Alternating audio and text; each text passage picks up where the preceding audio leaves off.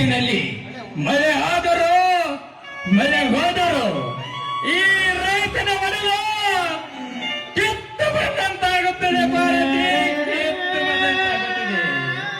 ಈ ರೈತರ ಕಣ್ಣೀರು ವರ್ಷವರು ಯಾರಿದ್ದಾರೆ ಭಾರತಿ ಈ ಜಗದಲ್ಲಿ?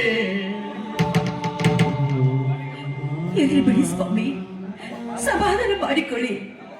ಪಾಲಿಗೆ ಬಂದಿದ್ದು ಪಂಚಾಮೃತ ಅಂತ ತಿಳ್ಕೊಂಡು ನಾವು ಜೀವನ ಮಾಡೋಣ.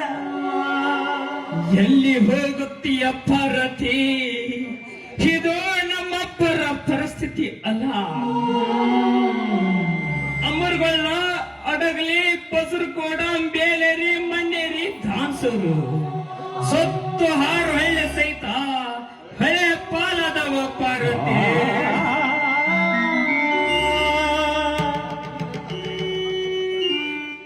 ಸ್ವಾಮಿ, ಈ ರೈತರ ಕಷ್ಟವನ್ನು ಕಂಡು ಕರುಣೆ ತೋರದೆ ಮೂಕಾಗಿ ಕೂತಿದ್ದೆ ಈ ನಮ್ಮ ಸರ್ಕಾರ. ಭಾರತಿ, ತುತ್ತು ಕೊಟ್ಟ ರೈತನಿಗೆ ತುತ್ತು ತಂದ ಈ ಸರ್ಕಾರ ಈ ರೈತರ ಮೇಲೆ ಕರುಣೆ ತೋರಿಸುವುದೇ ಇಲ್ಲ ಭಾರತಿ, ಇಲ್ಲ.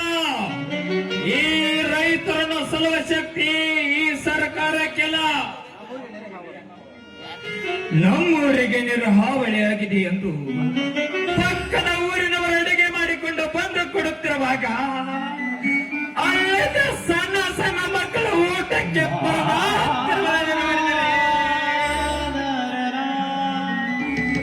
ಈ ರೈತನ ಕರು ಕಿತ್ತು ಬಂದಂತಾಯಿತು ಭಾರತಿ, ಕಿತ್ತು ಬಂದಂತಾಯಿತು.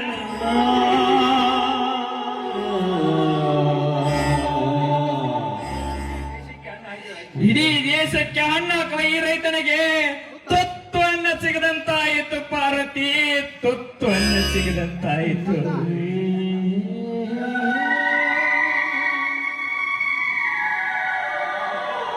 ಅಪ್ಪ, ಅವ್ವ, ಇಬ್ಬರು ಏನೋ ಯೋಚನೆ ಮಾಡ್ತಾ ಇದ್ದೀರಲ್ಲ?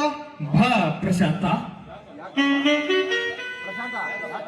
ಯಾಕಪ್ಪ, ನಿನ್ನ ಮಾತಿನ ಅರ್ಥ ಬೇರೆನೆ ಕಾಣುತ್ತಿದೆ.